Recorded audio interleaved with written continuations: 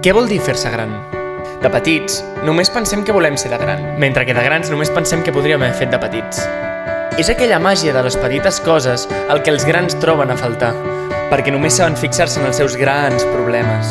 Quan en realitat, el gran problema és que mai estem a gust amb el que tenim.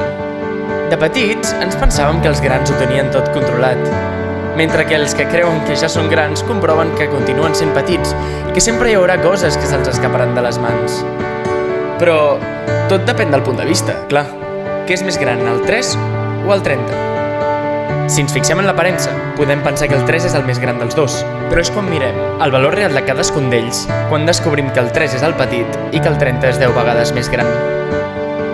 Ser gran no només vol dir ser gran. No et pots considerar gran si fas sentir els altres petits. Algú gran és aquell que realment vol fer aquelles petites coses que faran grans els del seu voltant.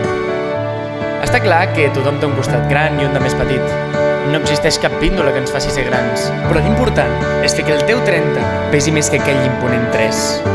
Així que, vist això, què prefereixes? Ser gran o petit? Jo de gran vull ser petit per fer les petites coses que em facin ser gran.